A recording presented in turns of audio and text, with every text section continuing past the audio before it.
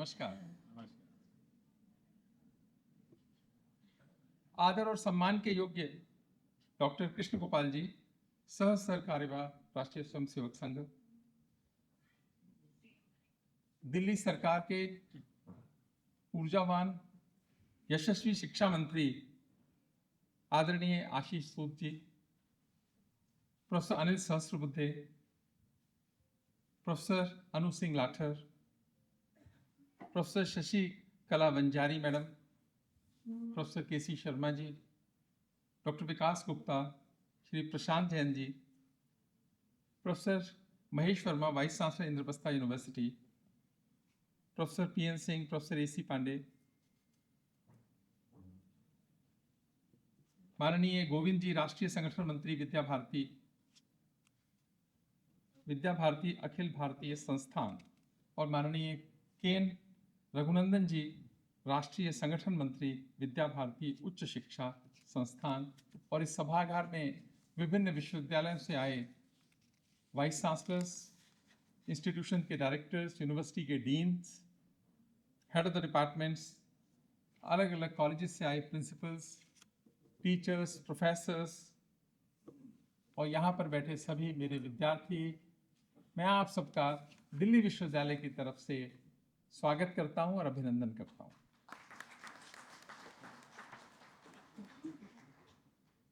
एक बड़ा काम हुआ, ये तो सही है, अनिल सहस्त्रबुद्धे जी ने ठीक बताया कि 21 पुस्तकों का आज लोकार्पण हुआ। उन्होंने कहा 21 का और करेंगे, फिर 21 का और करेंगे। हो सकता है 21 कोई शुभ होता हो, मेरी जानकारी में तो नहीं है, लेकिन अगर 21 के मल्टीपल में भी जाना है तो बहुत अच्छी बात है। और विद्या भारती को मैं इसके लिए बहुत बहुत साधुवाद दूंगा, उनका अभिनंदन करूंगा। क्योंकि भारतीय सभ्यता, मैं पहले सोच रहा था बोलूंगा 5000 साल से ज्यादा पुरानी है, अभी अनिल सहस्त्रबुद्धे ने 7000 बोला, तो मैं 7000 बोलता हूं कि 7000 साल से ज्यादा पुरानी सभ्यता है भारत की। और इस सभ्यता का आधार रहा है ज्ञान। ये ज्ञान आधारित सभ्यता थी भारत की। इस ज्ञान ने ही भारत की समझ को, संस्कृति को, संस्कार को और समृद्धि की रचना की। भारत का जब ज्ञान बहुत ऊपर था तो भारत कोई गरीब देश नहीं था, तो समृद्धि की रचना भी भारत ने करी। मैं मैथिली शरण गुप्त ने 1912 में भारत भारती लिखी। 1912 का जो काल था वो बहुत हमारी परेशानियों का काल था। ब्रिटिश साम्राज्य से संघर्ष बहुत चल रहा था और जो परिस्थिति थी हम में से बहुत सारे लोग जानते हैं। तो मैं उनको कुछ कोट करना चाहूंगा। जब भारत बोध की बात होगी, अगर मैथिली शरण गुप्त 1912 में भारत बोध पर ऐसा कह सकते हैं, तो आज तो बहुत कुछ बदल गया है, आज तो हम बहुत आगे बढ़ गए हैं, तो हमें उससे अच्छा और आगे बढ़कर करना चाहिए। इस अपेक्षा के साथ मैं कोट करूंगा कि संपूर्ण देशों से अधिक किस देश का उत्कर्ष है, उसका कि जो ऋषि भूमि है वह कौन, वह भारतवर्ष है। हाँ, वृद्ध भारतवर्ष ही संसार का सिरमौर है, ऐसा पुरातन देश कोई विश्व में क्या और है। अन्याय अत्याचार करना तो दूर किसी पर, जिसका किया हमने किया उपकार ही भरपूर है। ये ठीक है कि पश्चिम बहुत कर रहा उत्कर्ष है, पर उसका पूर्व गुरु यह वृद्ध भारतवर्ष है। जाकर विवेकानंद सम साधु जन इस देश से, करते रहे हैं कृत कृत्य अब भी अतुल उपदेश से। ये मैथिली शरण गुप्त ने जब लिखा, ये भारत बोध की एक अभिव्यक्ति है जो मैथिली शरण गुप्त जी ने उस समय कही। और राष्ट्रीय शिक्षा नीति 2020 आई और उसका भी आग्रह है कि भारतीय ज्ञान परंपरा का शिक्षा में समावेश हो। आखिर 7000 साल पुरानी सभ्यता, ज्ञान की सभ्यता और समृद्धि की सभ्यता जो रही, उसने कुछ तो अच्छा किया होगा ना, कुछ तो उसने ज्ञान अर्जित किया ही होगा विश्व के लिए। उसका शिक्षा में कैसे समावेश हो। प्रोफेसर सहस्त्रबुद्धे ने सही कहा कि हर विषय के अंदर, अगर केमिस्ट्री पढ़ा रहे हैं तो केमिस्ट्री के अंदर बताएं कि हमारा क्या पीछे से हमने क्या किया, कहां से हमारा ज्ञान आया, ताकि एक उत्साह हो और एक गर्व का भाव निर्मित हो। और विशेष कोर्सेज भी विश्वविद्यालय को बनाने चाहिए। इस पर विद्या भारती अपना काम कर रहा है, दिल्ली विश्वविद्यालय ने भी बहुत इस पे काम किया है। और हमने एक अलग वर्टिकल भी बनाया है कि हर कोर्स के अंदर 2-2 क्रेडिट के हर सेमेस्टर में कोर्सेज पढ़ाए जाएं, बच्चा अपनी इंटरेस्ट से ले।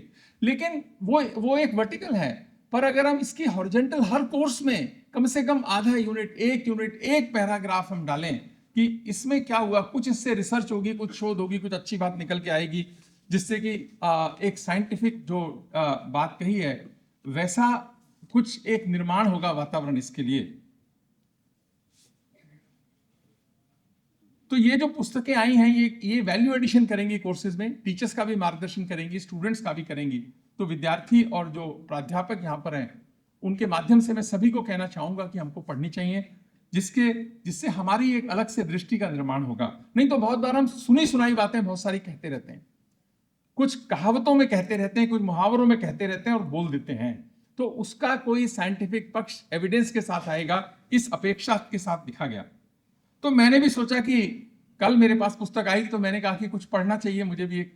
तो मैंने सोचा इस 21 किताबों में से मैंने एक वॉल्यूम 14 लिया, भारतीय आर्थिक चिंतन। भारतीय आर्थिक चिंतन, क्योंकि भारत बहुत समृद्ध देश रहा तो कैसे रहा होगा, उसका किताब में क्या लिखा है मैंने सोचा, और उसका सनातन ज्ञान युवा उत्थान मैंने पढ़नी शुरू करी। और इसलिए भी पढ़नी शुरू करी, उसमें बहुत सारे सब्जेक्ट्स थे, उतना वक्त नहीं था कि आर्थिक दृष्टि से जब भारत की प्राचीन काल की बात होगी, क्योंकि भारत प्राचीन काल में विश्व की आर्थिक राजधानी रहा है, और एक आध साल नहीं रहा, हजारों साल विश्व की आर्थिक राजधानी भारत रहा है।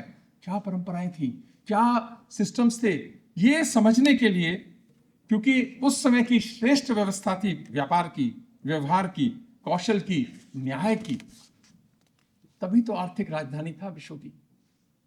भारतीय परंपरा में धन को आवश्यक और शुभ माना गया है। एक क्या है, आजकल नैरेटिव चलता है कि धन कमाना तो अच्छी बात नहीं है, भारत में अच्छा नहीं माना जाता।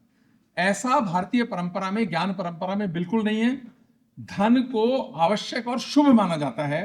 आचार्य चाणक्य ने कहा, और उस पुस्तक में इसका रेफरेंस भी है कि सुखस्य मूलम धर्मः, सुखस्य मूलम धर्मः, धर्मस्य मूलम अर्थः। ये एक बहुत बड़ी बात है, हमारे बच्चों को और हम सबको समझनी चाहिए कि सुख का मूल धर्म है और धर्म का मूल अर्थ है। यानी पैसा, अर्थ, उससे यदि धर्म होता है, धर्म के तरीके से हम करते हैं तो सुख आता है। अधर्म करोगे तो दुख पक्का आएगा ही आएगा। तो अधर्म से तो दूर रहना ही है। तो धन को धर्म पूर्वक और सत्य के साथ अर्जित करना चाहिए। अर्थ को वैध तभी माना जाएगा जब धर्म के अनुरूप हो। यह है भारतीय ज्ञान परंपरा। धन का होना अच्छी बात है और धन का संतोष होना बहुत अच्छी बात है। संयम को प्रैक्टिस किया भारत के हमारे पुरखों ने, संयम को प्रैक्टिस किया, अनेक उसके व्यवहार के तरीके बनाए संयम के। इसीलिए मैं कई बार पहले कोट कर चुका हूं, क्योंकि संतोष भी बहुत आवश्यक है कि सबको गिला है कि हमको कम मिला है, सबको गिला है कि हमको कम मिला है। अरे ये तो सोचो आप जितना कितनों को मिला है। इस हॉल में भी जितने बैठे हैं ये तो सोचो कि आप जितना कितनों को मिला है। तो व्यापार, ऋण और ब्याज संबंधित नियम, अत्यधिक ब्याज की निंदा की गई है कि ज्यादा ब्याज नहीं लेना चाहिए। भारतीय ज्ञान परंपरा मानती है, भारत ऐसा मानता था कि ज्यादा ब्याज नहीं लेना चाहिए, जो उस समय की आर्थिक दृष्टि की चेतना को भी दर्शाता है कि ब्याज लेना कितना है, लेना तो जरूरी है, नहीं तो चलेगी नहीं व्यवस्था। इसी तरह से विश्वविद्यालय को भी फीस लेनी चाहिए, नहीं तो चलेगी नहीं व्यवस्था। लेनी कितनी है ये एक प्रश्न हो सकता है। बौद्ध और जैन धर्म की परंपराओं में आर्थिक विचारों को नई चुनौतियां जोड़ी, नए तरीके से नई नैतिकता की बात करी। बुद्ध का मध्य मार्ग अधिक भोग और अधिक त्याग दोनों से बचने की सलाह देता है। सबसे अच्छा है, मैं तो मानता हूं, मध्य मार्ग है। भोग भी चाहिए पर अधिक नहीं चाहिए, त्याग भी चाहिए पर अधिक नहीं चाहिए कि एकदम ही मतलब त्यागी त्यागी त्यागी हो जाओ। तो ये जो मध्य मार्ग है ये भी आर्थिक उत्थान में अपना योगदान देता है। कौटिल्य का अर्थशास्त्र, धन और राज्य शास्त्र का विज्ञान, अर्थ ही सबसे प्रमुख पुरुषार्थ है। आप देखिए इतने वर्ष पहले, 1000 साल से पहले कहते हैं कि अर्थ ही सबसे प्रमुख पुरुषार्थ है, क्योंकि धर्म, काम और मोक्ष की प्राप्ति बिना अर्थ के संभव ही नहीं है। भारत में ऐसा नैरेटिव बना कि अमीर आदमी को अगर गाली दोगे तो आप बड़े श्रेष्ठ हो। यह श्रेष्ठता के भाव का निर्माण हुआ, उसकी आवश्यकता नहीं थी। इसीलिए याद करो, ये कहा गया कि अर्थ ही सबसे प्रमुख पुरुषार्थ है, क्योंकि धर्म, काम और मोक्ष की प्राप्ति उसके बिना संभव ही नहीं है, अर्थ के बिना संभव नहीं है। अर्थ धर्म के साथ, ये एक साथ में बात लगी हुई है। पैसे तो बहुत लोग कमा लेते हैं, लेकिन धर्म के आधार पर नहीं करेंगे तो वो अच्छा नहीं है। तो राजा को सतत रूप से ज्ञान प्राप्त करते रहना चाहिए। एक और बात भारतीय ज्ञान परंपरा ने कही, राजा को हमेशा पढ़ते रहना चाहिए, सतत ज्ञान प्राप्त करते रहना चाहिए। पर यह बात तो फिर अध्यापकों पर भी लगेगी। अध्यापकों को भी लगातार पढ़ते रहना चाहिए, ताकि विद्यार्थी जब वो क्लास में जाए तो विद्यार्थी को अच्छा फायदा हो, उनको भी लगे कि सर ने पिछले साल जो पढ़ाया था वो नोट्स जो सीनियर्स ने दिए थे इस बार बेटर हैं। अगर वो रिपीट ही होंगे तो फिर तो बात मजा नहीं आएगा ना, बच्चे आएंगे नहीं, फिर कहोगे क्लास में बच्चे नहीं आ रहे। लेकिन भारतीय ज्ञान में पहले ही कहा गया कि लगातार राजा को अगर पढ़ते रहना चाहिए तो प्राध्यापक को तो पढ़ते रहना ही चाहिए। इसी कारण से कि बहुत अच्छा किसी ने कहा कि ये न पूछना कि जिंदगी खुशी कब देती है, ये न पूछना कि जिंदगी खुशी कब देती है, क्योंकि शिकायतें तो उन्हें भी है जिन्हें जिंदगी सब देती है।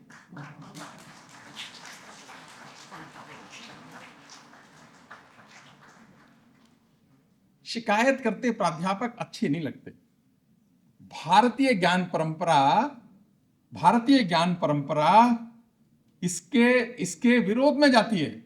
शिकायत करते प्राध्यापक नहीं अच्छे लगते। उस कालखंड में भी और आज के कालखंड में भी, मैं पूरी जिम्मेदारी से कह रहा हूं, उस कालखंड में भी और आज के कालखंड में भी कोई भी सरकार हो, कोई भी राज्य और कोई भी भारत का समाज था, अपनी ताकत से ज्यादा शिक्षक को देने का उसने प्रयास किया। क्यों किया अपनी ताकत से ज्यादा देने का? क्योंकि समाज अपने बच्चे आपको दे रहा है, उस बात का एहसास तो रखो। आपको उससे ज्यादा देने का प्रयास किया, हमेशा किया, पहले भी किया और आज भी ऐसा ही है। तो शिकायत करते प्राध्यापक अच्छे नहीं लगते। इसीलिए देने वाले बनना, रोने वाले मत बनना। देने वाले बनना, रोने वाले मत बनना, और लेने वाले तो बिल्कुल मत बनना। अगर भारतीय ज्ञान परंपरा में बात करते हो, बात है तो उसको व्यवहार में भी लाओ कि देने वाले बनना, रोने वाले मत बनना, और लेने वाले तो कभी मत बनना। भारतीय न्याय व्यवस्था, देखिए सुप्रीम कोर्ट का मोटो क्या है, वो भारतीय ज्ञान परंपरा से प्रभावित है। सुप्रीम कोर्ट का मोटो है, ध्येय वाक्य है, यतो धर्मस्ततो जयः, जहां धर्म है वहां विजय है। वेयर देयर इज धर्म देयर विल बी विक्ट्री। मैं लास्ट बात बोल रहा हूं। जब भीष्म पितामह मृत्युशैया पे पड़े थे, उस समय कृष्ण ने कहा युधिष्ठिर को कि तुमको राज्य संभालना है, तो जरा उनके पास जाओ तो सही, भीष्म पितामह के पास, और उनसे कुछ ज्ञान की अच्छी बात लेकर आओ। मृत्युशैया पे पड़े हैं, तो युधिष्ठिर गए तो उन्होंने कहा कि मुझको कुछ आप गाइडेंस दो। तो भीष्म पितामह ने क्या कहा कि युधिष्ठिर याद रखना, राज्य का आधार धर्म है, राज्य का आधार धर्म है, और धर्म का सार है न्याय। तो न्यायिक व्यवस्था धर्म के अनुसार रहेगी तो आपका राज्य लंबा चलेगा। अगर उससे विमुख हो जाओगे तो जो कौरव वंश का हुआ वो किसी का भी हो सकता है। तो भारतीय ज्ञान परंपरा के आधार हैं मानवता, संस्कृति, संस्कार, संयम, न्याय, वसुधैव कुटुंबकम, सर्वे भवन्तु सुखिनः, सर्वधर्म संभाव, समग्र दृष्टि। और भारत का बहुत अच्छा होना, भारतीय समाज का अपनापन और मानवता होना, भारत की 800 वर्ष की गुलामी करा गया। यह भी एक बात याद रखने की जरूरत है कि भारत का, भारत के समाज का, भारत के लोगों का बहुत अच्छा होना, क्योंकि हम शांति काल के नियम और विचार युद्ध काल और शत्रु काल में भी लगाना सीख गए। ये सबसे बड़ी गलती है भारत के समाज की कि शांति काल के नियम, रूल्स, मेथोडोलॉजी, प्रोसेसेस हम युद्ध काल में और शत्रु काल में भी लगाने लग गए। मैं कई बार कहता हूं पृथ्वीराज चौहान ने जो छोड़ा मोहम्मद गौरी को, लोग बोलते हैं 16 बार नहीं छोड़ा, 1 बार या 2 बार छोड़ा, जितनी बार भी छोड़ा, राजा को अधिकार नहीं है दुष्शत्रु को छोड़ने का। ये अधिकार ही नहीं है राजा को कि वो शत्रु को छोड़ सके 1 बार भी। वो राजा अपने दायित्व से हटा अगर उसने शत्रु को छोड़ा। ये बात कहती है भारतीय ज्ञान परंपरा। इसीलिए ये बहुत अच्छा है कि हम इसे पढ़ें, समझें और अपने व्यवहार में लाने का प्रयास करेंगे, तभी इन सबकी मेहनत साकार होगी। जो इतने सारे लोग लगे हुए हैं, सरकार भी लगी हुई है, विद्या भारती भी लगा हुआ है, हम सब लगे हुए हैं, हम सब अपने मनों में इसको उतारेंगे तो ये पर्पस हल होगा। आप सबका बहुत बहुत आभार।